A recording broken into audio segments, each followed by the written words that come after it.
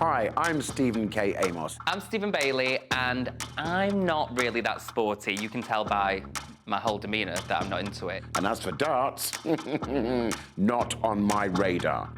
But as part of the Rainbow Laces campaign, I'm game to give darts another go.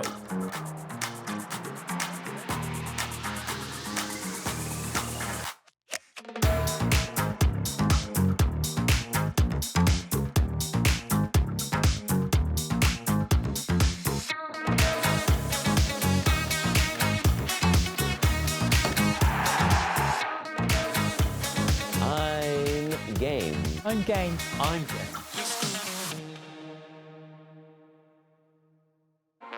when I found out that Mark was taking me to the darts, I was less than thrilled because I didn't know really that it happened outside of a pub environment, and he's brought me to Wolverhampton. I did used to go as a teenager to my local pub with my friends on a Friday night, and there was a dartboard in the corner, and I wondered what it was used for.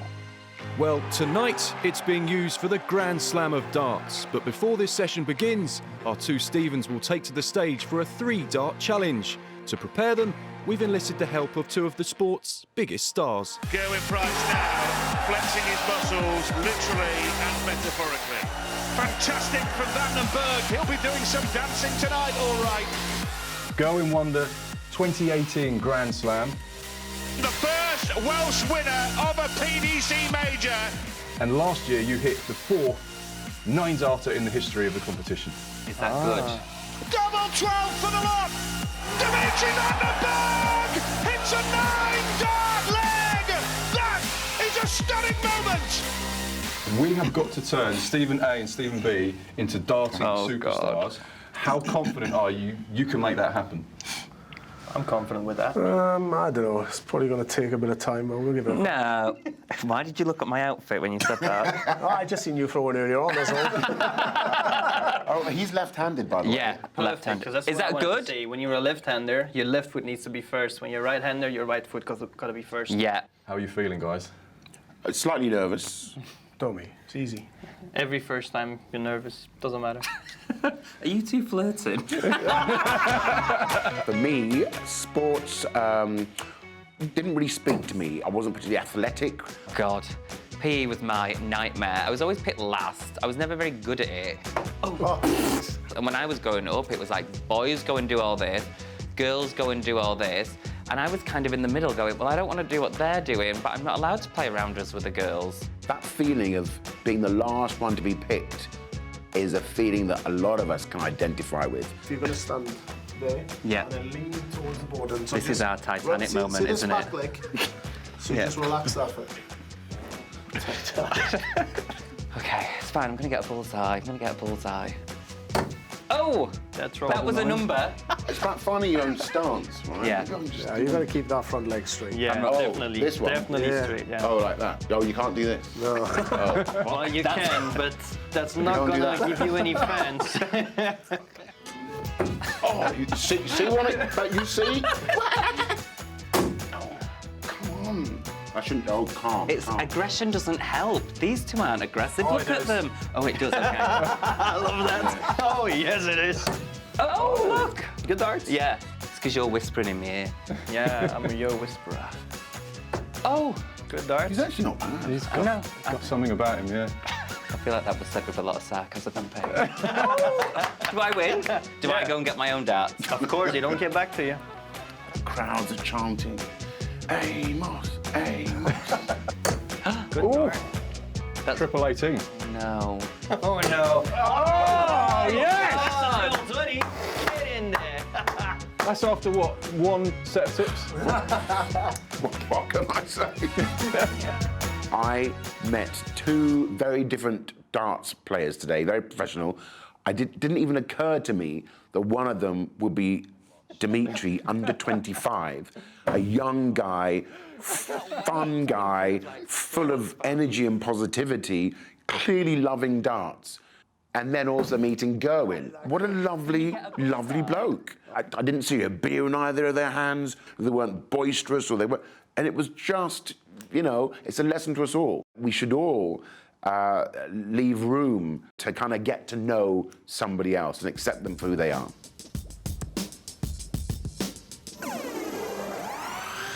Have you got any advice, guys, for the noise and the atmosphere and the adrenaline that you're going to feel when they're on stage? Because that's something that you can't practice in a practice room. You guys have probably been on a stage before, right? Yeah. With an audience and everything.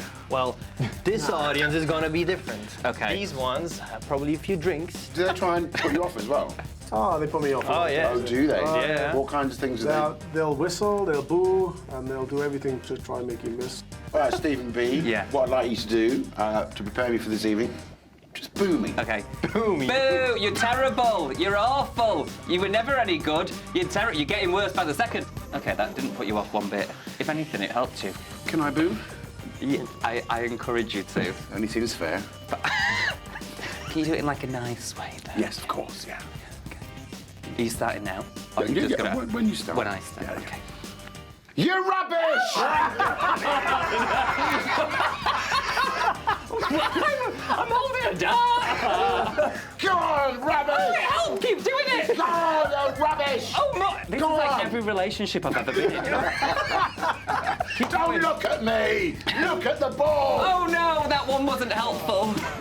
I think for me, sport has always been like a manly man's thing. Like, I've never felt very welcome into any kind of sporting arena, really. Like, I wouldn't even go as an audience member.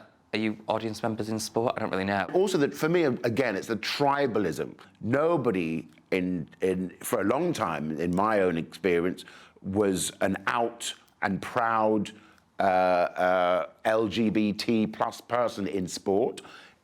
That sends a message that it's not the place for you. What does Dimitri do that you don't do? Dance. I haven't seen him dance. No. Like, what kind of Doing a dance though? Is it a turn, bit I'm of doing Girls a little Aloud? bit. Oh, a little bit of that. Yeah, I can shake that booty. I feel like we'll be all right at dance. If they put up with him, they're gonna love us too. Guys, thank you so much for your tips and advice. Any final thoughts or messages for these guys? Well, the tips that we gave you, make sure you think about it when you're upstairs on that stage, because the crowd might get you out of your comfort zone. This is it. Practice is over. Your moment beckons. Ladies and gentlemen, let's get this challenge underway. Please welcome to the stage, firstly, Stephen the Shadow Bailey!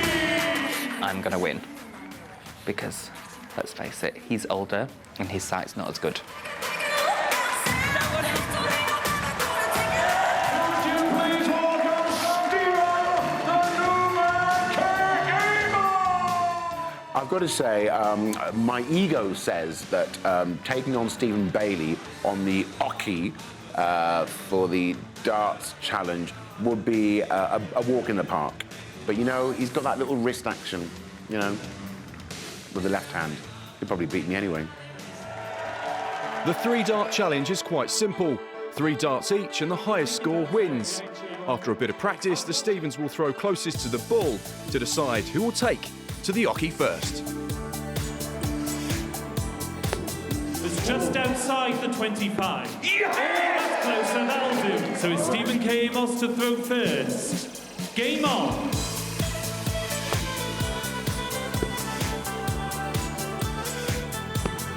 .45. Very good. It's a good score. Very that. good. You need 46 or more, Stephen, to win the brand new car. So you scored 44, so 2 more points and you win. 47 that'll do. Game shot. Yes! Stephen Bailey! Fantastic. That was absolutely incredible, Stephen. Just talk us through your emotions because you have won the challenge. I think I've wet myself, I'm that nervous. I can't believe I did it. I mean, you set the standard very high, Stephen K. Amos, and then I tried to remember what the boys told us, and then when we went for it properly, I thought, forget what they said, they were wrong, and I just threw, and it worked. And you won. And I won. Commiserations, Stephen K. Amos. You must have thought you had it in the bag with 45. Do you know, I didn't know I had it in the bag, to be honest. When I went first, I had that pressure, and then on his 3rd dart, he clinched it. So, fair play, well done. Can you believe? A little bit higher, I would have just got a 1 and I would have lost. but then I got that green thing that meant I got 3 wands, right? That's how it works. Yeah. I've learned so much today, more than I've ever learned. And do you know what? It does make a difference having people really encourage you to do it, because now I had a go and I feel good about it, whereas I would never have just played darts, you know? Guys, let me introduce Hugh Ware. Hugh is an openly gay man working in darts and the PDC, so he knows a little bit about what it's like. We did the Rainbow Laces campaign for the first time last year, and the response that the darts community in general has how they've reacted to it has been great.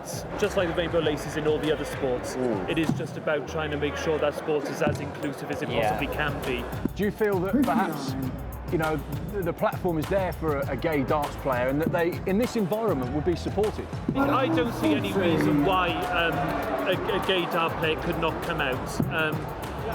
Yeah, I think they would be accepted. I've never personally felt any homophobic abuse from a crowd at all. So the environment is getting better all the time. I think for a lot of people of my generation, it was easier just to say nothing and just to blend in and make other people make assumptions. And then I think there comes a time in your life where you have to wrestle with yourself and who you are. And I can totally understand why people in these traditionally macho, male-heavy sports arenas, be it darts, be it football, be it rugby, don't want to come out, because we live in an era where people are still very ready and quick to judge you. The impact of somebody who has the strength and courage to come out as a professional sportsman or woman is incredible. And the ripple effect of that is immeasurable. This is a really good atmosphere. It's not what I expected at all. You feel right at home, don't you? It just feels, because the families you can see and young children, and it just seems like fun. I'm going to come again. The Rainbow Lace campaign from Stonewall is very important.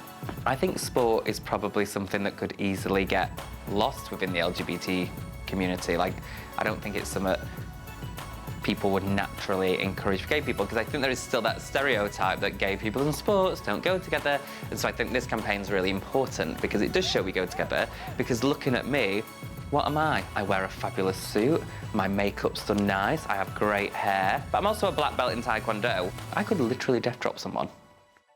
If you have been affected by any of the issues raised in this programme, you can contact the charity Stonewall for help and advice on 0800 050 2020. Sky Sports. Feel it all.